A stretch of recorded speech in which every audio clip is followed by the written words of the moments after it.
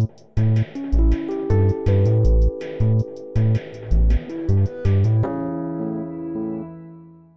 we are in front of the Supreme Court, January 22nd at the March for Life. We're talking to a teenager named Robert, and we're going to ask him a question. Why in the world would you come out here in 10-degree weather to March for Life? Well, I believe that it's an important thing to come out and protest against, to show people that abortion is something that's wrong and it needs to be changed. And if I have to go out in 10-degree weather, I don't mind that.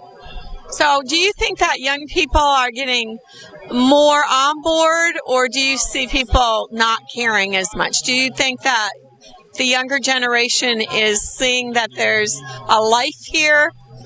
Absolutely. I see much more younger people coming out and getting into these kinds of things. I came out here when I was 5, and I'm starting to see many more people come. So the pictures, the sonograms, what do you think is convincing younger people to become more involved? Well, for myself, seeing the pictures, it definitely impacted me, and it showed me something that was... The sonograms? Not just the sonograms, but the photos of aborted children. It showed me that there's something drastically wrong with that, and it horrified me, to be honest. People have made comparisons to the Jewish Holocaust and the pictures that they took after the camps were opened and freed.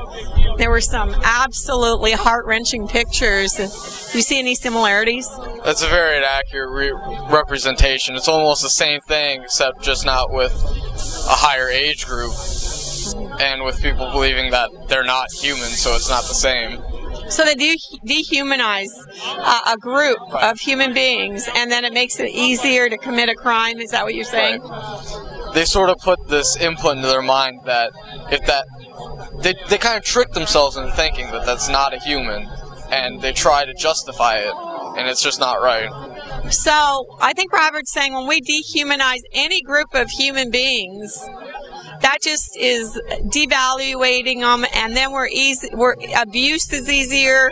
Any kind of extermination comes after we've devalued a human. So whether we're talking about the Jews or even in race cases, oftentimes whatever color they're against at that period or in that part of the world, when you dehumanize that person, all of a sudden now they're expendable.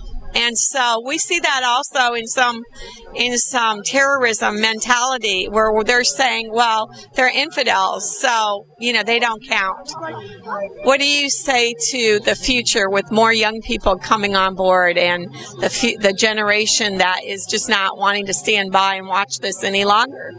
I'm seeing my generation step up more and more, and I believe that we'll overturn this soon enough to where it'll be gone, and I think that'll be a great thing.